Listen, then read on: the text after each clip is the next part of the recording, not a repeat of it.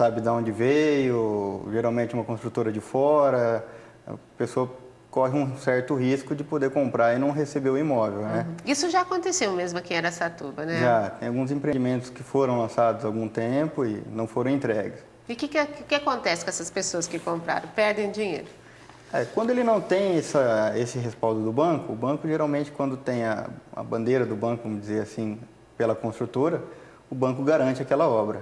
Então, se a construtora não fizer, consequentemente, o banco vai fazer. O banco vai dar seguimento nisso. Sim. Agora, se não tem e a pessoa comprou o imóvel na planta e esse imóvel não foi entregue, aí vai uma demanda judicial para poder reaver tudo que foi pago, perdas e danos.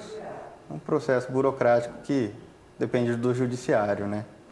A questão do comprador desistir, né? Chegou um momento, ele não quer mais. E aí, o que acontece? Ele pode chegar a essa conclusão ou ele vai ter que pagar alguma coisa? Pode. Quando é feito direto com a imobiliária, nós fizemos isso, um contrato de compromisso antes do negócio, né? Antes de toda a negociação. Estipulamos as cláusulas de multa, penalidade, rescisão de contrato. Então, tanto para o vendedor quanto para o comprador, a gente estipula os prejuízos se alguém desistir do negócio. Quer dizer que se também a construtora desistir... Se a construtora desistir também, a gente tem um contrato aí que pode, vamos dizer, facilitar na prova da ação, né? Que ele vai mover contra quem deu a causa, para poder ser ressarcido aí, se não for um consensual, pelo menos juridicamente ele tem um documento a mais que ele possa ser... Isso demanda muito tempo, né, juridicamente, né? O judiciário é bem moroso, né? Demora bastante. Mas não tem para onde correr, né? A pessoa tem que entrar com uma ação judicial se não for nada amigável. As pessoas, assim, elas sonham muito na hora de comprar? Por exemplo, querem comprar algo que não dá do seu orçamento? Você ajuda, assim, as pessoas nesse sentido? A gente tem que colocar a pessoa dentro da realidade do poder de compra, né? Então, não adianta a pessoa ganhar um X e querer comprar uma casa que vale 3X, né? A prestação ele não vai conseguir Quanto que enquadrar. a prestação da casa deve ser em porcentagem com relação ao salário? Se mais ou menos existe um estudo sobre isso? Existe. É o que a gente estava conversando. Dependendo, pela tabela Price, até 25% do comprometimento da renda. Sim. E tabela SAC ou SACRE, 30%. Então, essa análise que... 25% a 30%. Da renda para poder enquadrar na prestação. A questão assim, se a pessoa começa a pagar e de repente a renda dela cai, alguma coisa, há algum seguro nesse sentido? Há como refinanciar esse montante? Como que é? É possível fazer a renegociação com o banco, né, da dívida. E alguns bancos hoje permitem até ele te dá uma carência para começar a pagar a prestação da casa, paga-se não a parcela do principal, mas porém os juros disso. Por exemplo, eu entrei numa confusão monetária, não tenho dinheiro para pagar por um certo tempo. Há essa possibilidade, então, de ficar por um tempo, parar em alguns bancos? Isso ele oferece? Isso? Pelo menos 30 dias você pode. Você pode, vamos dizer, pular uma parcela. O banco permite isso, você pular uma parcela ou te dá uma carência aí para você começar a pagar, se você não está com uma estabilidade inicial, né? Tem uma renda mínima para poder financiar, e ele te dá uma carência. Isso vale a pena, assim, para a pessoa que está passando por essa situação? Ou ela está pagando muito caro por isso? Para quem está passando pela situação, compensa, mas isso tudo envolve juros a mais, né? Quer dizer, o banco não é bonzinho, né? Não. Ele não está pensando no seu bem-estar, né? Ele vai pensar aí no bolso, né? Tudo que vai envolver, você não vai começar a pagar o principal, vai alongar um pouco mais essa prestação, então tudo vai envolver os juros e acréscimos aí para o mutuário. A gente né? tem ouvido falar muito do plano Minha Casa Minha Vida. Isso daí é legal? O governo está, esse ano eleitoral principalmente, né? Já estão programando Minha Casa Minha Vida 2 para o próximo governo. Então, o governo facilita essa condição para baixa renda. Então, se você tem... Qualquer um pode financiar uma casa hoje? Qualquer um. Hoje a Caixa Federal, né, que dá o subsídio, o Banco do Governo, uma renda de R$ 1.350, um subsídio de R$ 17.000. Então, dependendo do valor... Aí vai pegar uma casa, por exemplo, no valor de quanto, mais ou menos? Vamos dizer que ele financia um imóvel de 80. Ele tem 17, ele vai financiar só 63. Consequentemente, a parcela dele vai reduzir bastante. Então, ele tem essa facilidade com o governo, né? Sim. projeto Minha Casa Minha Vida. Deu esse aquecimento aí no mercado imobiliário, está essa loucura por causa de R$80 mil. E deve estar faltando casa nesse valor, né? Está faltando. Hoje é difícil achar tanto imóvel de baixo valor. Essa questão de estar se construindo tantas casas novas, e as antigas estão ficando encalhadas ou o mercado está também... Não, está girando. Está girando. Hoje a pessoa pode comprar um imóvel nessa faixa de preço, né? Vamos dizer, de até 80 mil. Ou ele compra um imóvel novo com a metragem menor, ou ele compra um imóvel antigo maior. Então tem essa diferença. Essa tendência, né, das coisas ficarem muito reduzidas, né? A gente compactas. Vai ver, daqui uns dias não vai conseguir deitar numa casa dessa, né? Tudo muito pequeno, né? Questão, parece que o carro cabe mais o carro do que a própria pessoa dentro da casa. Justamente. Né? Então, a questão dessa prestação cair, né, os valores, cai bastante, assim, no final a pessoa está pagando cai bem bastante. menos? Pela tabela SAC, a tabela SAC de amortização, o sistema de amortização vai cair, ele começa, que hoje a pessoa faz aquela conta, né, de pega a prestação inicial e multiplica pela quantidade de meses que ele vai pagar. Aí vai dar aquele valor absurdo, né, 3 vezes o valor do imóvel. Mas o sistema é amortizar. Então ele começa pagando um X, e lá no final do financiamento ele vai estar pagando metade dessa prestação. E qual que é a porcentagem que vai cair? Não existe uma tabela para isso? Não, vai enquadrar de acordo com a renda dele, né? Então a tabela ela vai amortizando. Então hoje você pega uma prestação inicial aí de R$500, as últimas prestações você vai estar pagando a faixa de R$250, R$260. Bom, a questão dessa ajuda do governo, né, desse subsídio, ele vai até o final e se a pessoa quiser quitar antes, ela perde essa ajuda do governo? Se ele resolver quitar, ele perde não que perde, o subsídio volta para o saldo devedor. Perderia, né? Proporcional ao que ele já pagou, desconto que ele já pagou no período e volta para o saldo devedor para ele poder abater. Então não é um bom negócio, né? Para quem pegou o subsídio, não. Então é viável aí manter. Né? O governo fez isso aí justamente para que a pessoa de baixa renda poder comprar a casa própria. Sim, e geralmente essas pessoas não vão fazer não tem a condição de quitar, justamente por causa disso que tem essa ajuda do governo. Mas se ele resolver quitar, volta para o saldo devedor. E no caso de quem não tem essa ajuda, é sempre viável quitar? É viável que vai ser descontado os juros, né? Do saldo devedor que falta. Então é feito o cálculo, o banco vai fazer o cálculo da prestação, quanto tempo falta para quitar e dá o desconto, o abatimento para ele sobre o contrato, sobre o saldo do contrato dele. É possível um ser humano comum chegar no banco e entender tudo isso na hora de fazer o financiamento? Porque deve ser muito difícil. A pessoa fica realmente, juros, tempo, sabendo o tempo melhor para fazer, qual que é a taxa. Eu acho que as pessoas entram em parafuso numa hora dessa, né? O que a pessoa quer saber mesmo é se a prestação cabe no bolso. Se cabe no bolso, ele vai fazer. Mas tem que saber, porém, essas armadilhas que o banco faz. Quer dizer, tem bancos e bancos. Você pode olhar vários bancos. Cada banco tem a sua política. Sim, cada banco tem a sua política, porém... Tem uns que são mais vantajosos que outros. Tem. A taxa de juros influencia. Dentro dos principais, Caixa Federal, Banco do Brasil. Então, tem as melhores taxas de juros. Mas hoje os bancos privados também estão brigando aí na taxa, chegando quase ou fazendo a mesma taxa para poder ganhar o cliente. Que além disso vem o serviço junto, né? O seguro, um outro produto que ele vai vender para o mutuário. Então, aí é um outro gasto também que o mutuário tem, né? Tudo vai embutido na prestação. Mas sempre tem que comprar alguma... Ele sempre tem que pegar alguma coisa junto, né? O seguro sempre vai entrar, então você escolhe dentro... E nessas horas, por exemplo, um banco público é mais viável do que um banco particular? Porque e se o banco quebrar? Vamos dizer assim, isso já aconteceu também, né? Se o banco quebrar, o problema é o banco quebrar antes do financiamento sair, né? Depois que ele saiu, ele vai continuar recebendo da mesma forma. Bom, e se o mutuário deixar de pagar algumas prestações ou uma prestação, ele pode perder o direito à casa? Pode.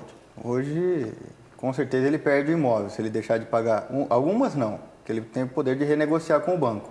Mas se realmente deixar de pagar, o banco retoma o imóvel volta para a carteira do banco e o banco pode vendê-lo novamente. Então...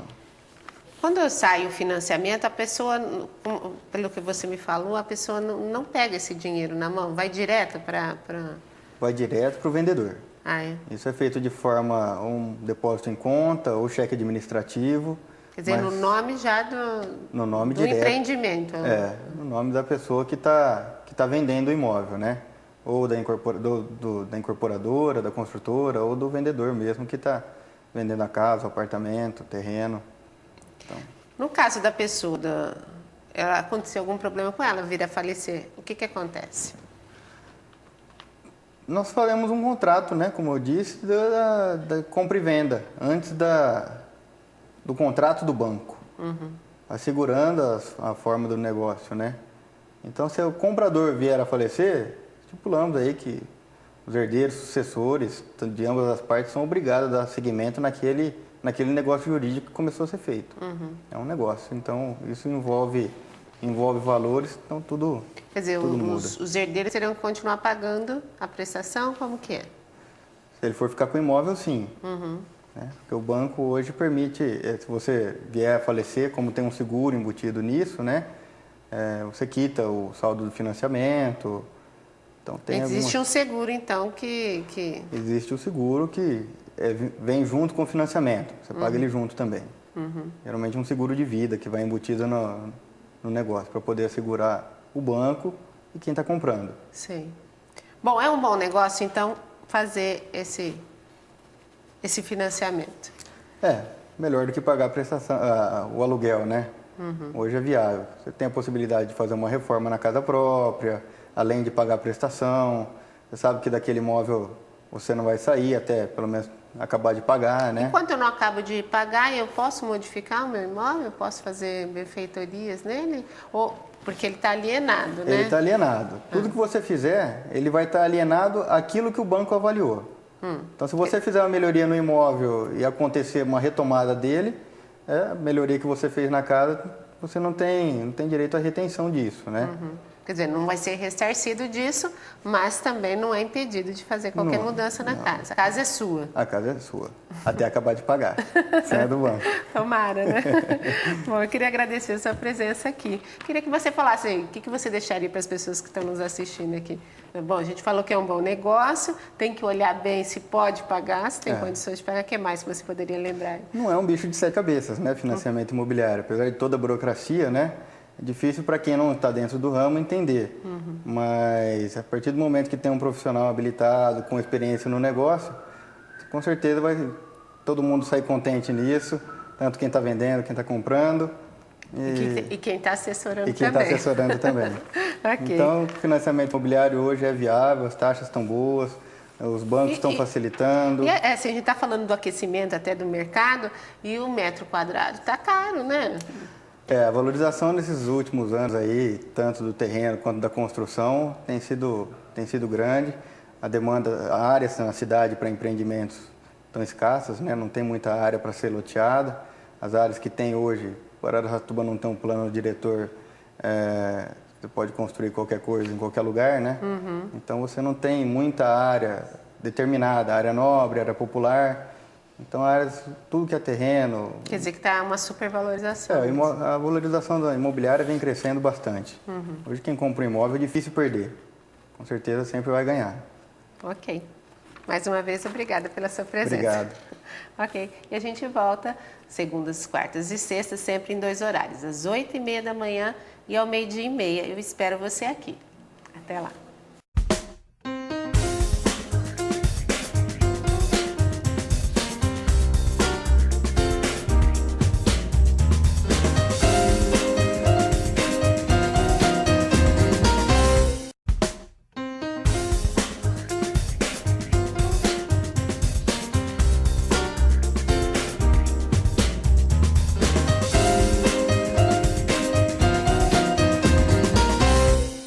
Nos últimos anos, o financiamento bancário se transformou na forma mais fácil da aquisição da casa própria no Brasil, consequência da ampliação no prazo dos financiamentos, que retrata o atual aumento na renda dos consumidores. Mas é importante saber que, ao contrair um financiamento, a pessoa estará usando dinheiro emprestado por uma instituição financeira, uma construtora ou uma incorporadora. Portanto, deverá saldar este empréstimo de acordo com as normas específicas deste crédito imobiliário. Para falar sobre o financiamento da casa própria, estamos recebendo aqui na TV Câmara o especialista em assessoria imobiliária, Mário Gomes de Carvalho. Queria agradecer sua presença aqui, Mário. Obrigado, Fátima. Bom, o assessor imobiliário, o que ele faz? Presta todo o serviço de assessoria, na parte de negócios imobiliários, toda a transação imobiliária, regularização do imóvel, transação da compra e venda, de um modo geral, tudo que envolve a parte de imóveis aí, prestamos esse serviço de assessoria. Ajudar a pessoa que está escolhendo a sua casa própria. A compra da casa própria, da tão sonhada casa própria. E o que a pessoa tem que saber antes de adquirir a casa própria? Primeiro, se o imóvel oferece as condições para financiamento. Por isso, ele precisa saber se o imóvel está regularizado. Uma casa para ser um apartamento, uma casa, um apartamento, tem que estar averbado no cartório de registro, matrícula regularizada, não pode haver pendências, né?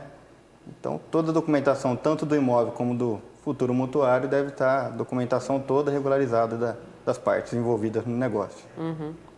Bom, e a partir disso, qual o segundo passo? A partir disso, ir na instituição financeira, saber a possibilidade do crédito dele, quanto que ele consegue. Levar a renda dele comprovada, né?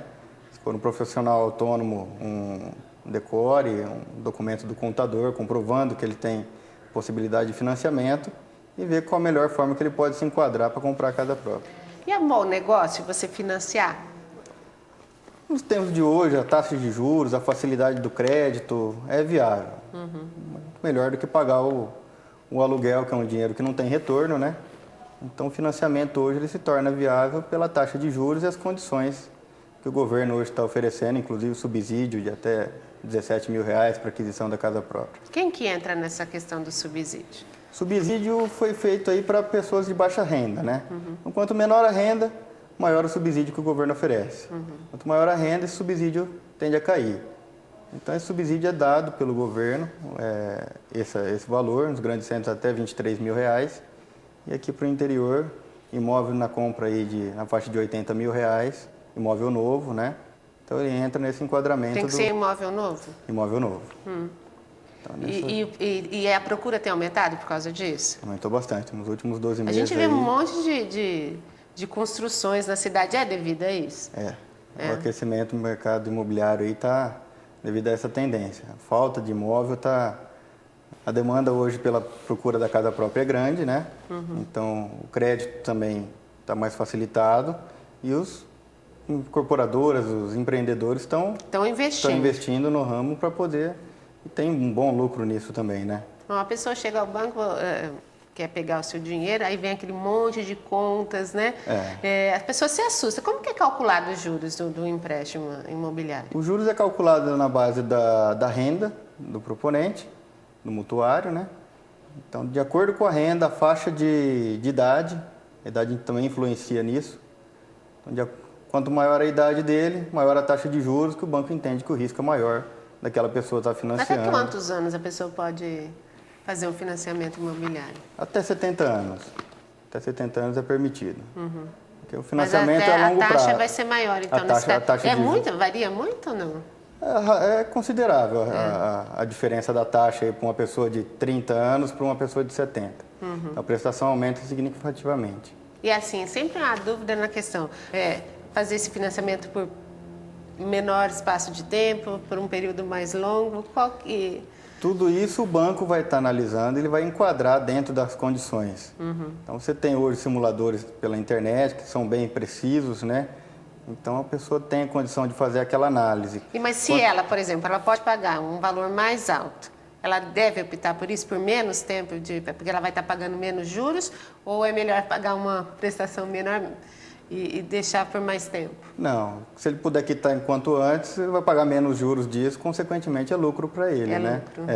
Então é vantajoso aí, se ele tem uma condição de renda melhor, fazer um financiamento num menor espaço de tempo para pagar menos juros desse financiamento. O que seriam essas certidões vintenárias aqui? São as certidões que são tiradas do imóvel, é tudo que é relativo ao imóvel. A vintenária, então, envolve o histórico, né? É o RG do imóvel. Então, você vai no cartório de registro, pede uma certidão vintenária. Ele vai te dar aquela certidão de 20 anos para trás do imóvel. Tudo que ocorreu, todas as transações que foram feitas. ficam registrados no cartório os valores da transação, quem os proprietários, se houve penhora, se foi a leilão, se foi arrematado. Não tem como, por exemplo, comprar um imóvel com um problema nesse caso? Não. Você puxar toda essa documentação... Não, o banco é bem criterioso, né? Então, nisso aí, ele faz toda uma varredura no histórico, tanto do cliente quanto do imóvel. Então, o banco não financia com nenhuma pendência, vamos dizer assim. A gente fica pensando, por exemplo, para comprar um carro é tão simples. Às vezes o carro custa tanto quanto uma casa, né? A pessoa vai lá, num dia, acaba tirando financiamento, né? Sai com o carro na hora, né? Isso. E por que a casa é tão problemática? Porque a casa não vai sair do lugar, né? Vai ficar lá. Quer dizer, é do banco. Bem imóvel, né? Então, por que seria essa diferença tão grande? Poderia ser mais fácil a questão da compra do imóvel, que é um bem, vamos dizer, até mais necessário que o automóvel, né? E a garantia maior, né? Do banco, né? Isso. Tem o próprio imóvel, o imóvel fica vinculado, né? No financiamento. Isso é uma questão de política, então? Por exemplo, a política incentiva mais a compra do carro do que do imóvel? É que a burocracia do financiamento é o trâmite aí normal, né? Então, passa por uma análise de crédito do pretendente, análise do nome das pessoas envolvidas, não pode haver pendência, a análise do imóvel, depois é feito um pré-contrato, né? Vamos dizer assim, no banco, uma opção de compra e venda. Vem um perito engenheiro avaliar esse imóvel para ver se ele está dentro realmente do preço de mercado.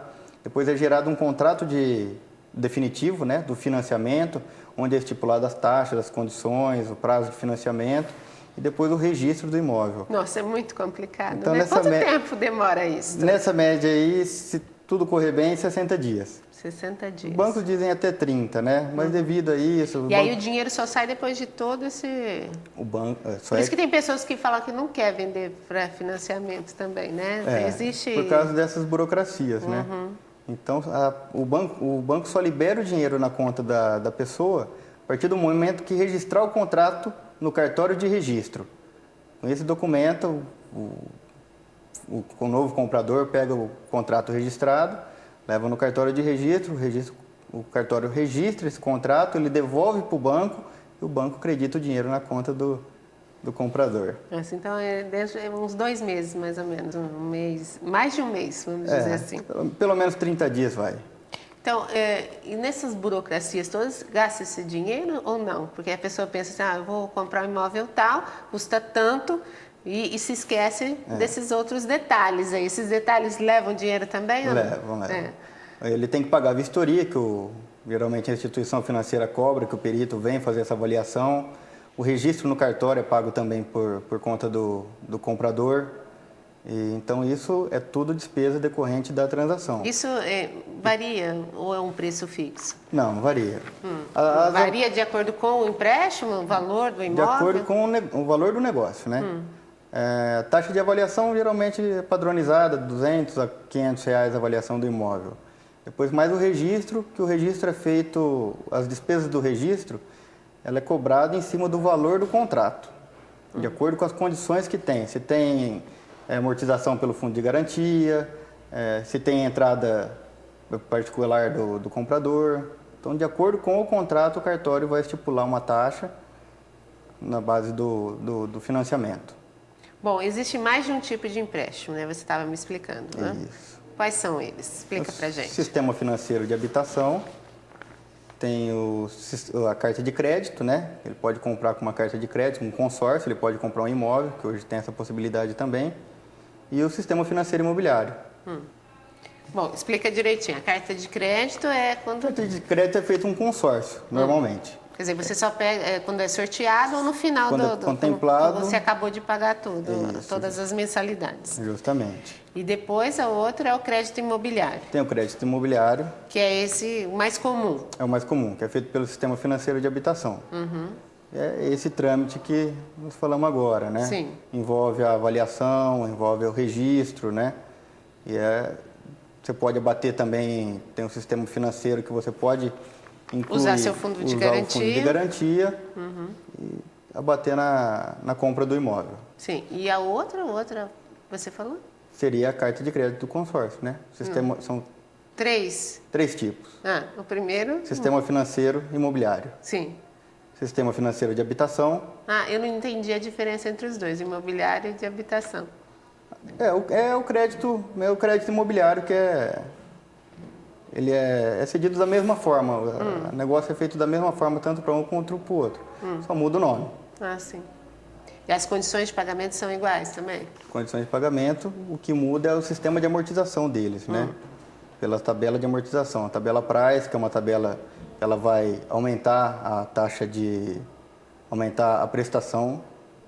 Tem a tabela SAC, que é o sistema de amortização, e o sistema SACRE, que é o sistema de amortização crescente. Então, Qual que é melhor desses três? Qual que é melhor? O SAC e o SACRE, eles seguem o mesmo padrão.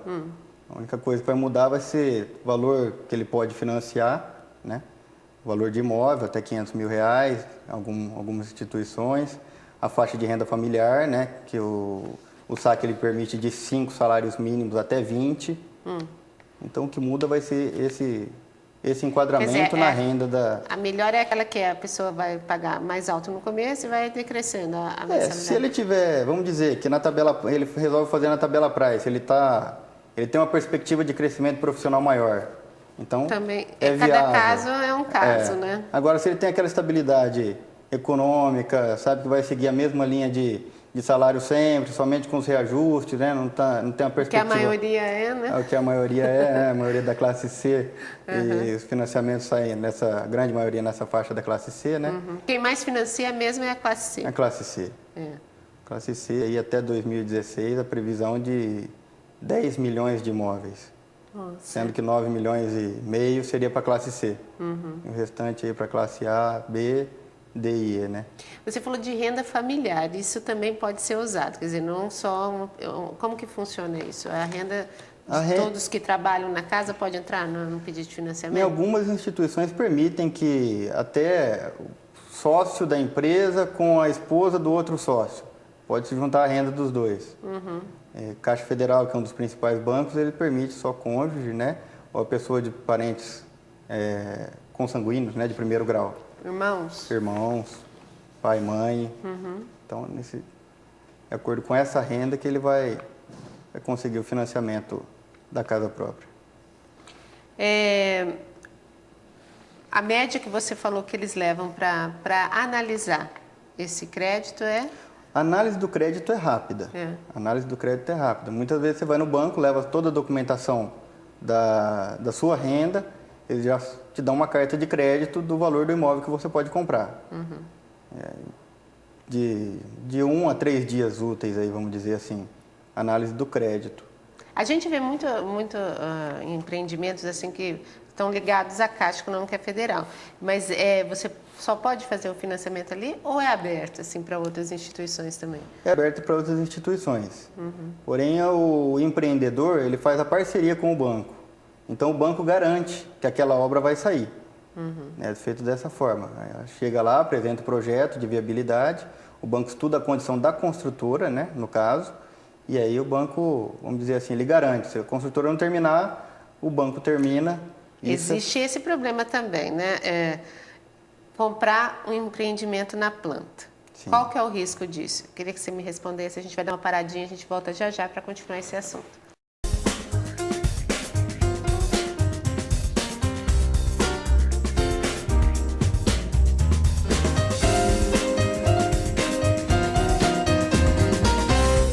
Eu sou Maria Clara de Souza, sou Fábio Silva Lima, sou Orlando Barreto Pereira, sou Ana Nascimento, eu sou José Antônio Costa, sou Maria de Jesus do Firmamento, eu sou Tiago, eu sou Gilvana, eu sou Lourenço, sou da família Brasil e tenho orgulho de ser brasileiro. Ajude a família Brasil a crescer. Para fazer o registro de nascimento, basta ir ao cartório mais próximo ou se informar na prefeitura sobre serviços itinerantes e mutirões. O registro é grátis. Podem se matricular e os meus documentos eu vou tirar. Com nome e sobrenome eu garanto os meus direitos. Eu tenho direito de ter os meus documentos. Eu tenho direito de trabalhar com carteira assinada. Eu tenho orgulho do meu nome. Com o registro de nascimento, é possível tirar RG, CPF e carteira de trabalho. Venha, o registro de nascimento é um direito que dá direitos. O Centro de Assistência Odontológica a Excepcionais, o Centrinho, mantido pela Unesp, é referência em assistência odontológica a pacientes especiais. A unidade é responsável por milhares de atendimentos. São 70 por dia e 500 novos a cada ano. Pessoas de mais de 400 municípios do estado de São Paulo já receberam tratamento no Centrinho. Mais do que um simples atendimento de saúde, o que se faz no Centrinho de Araçatuba é acolhimento integral. Outras informações, ligue 3636-2753.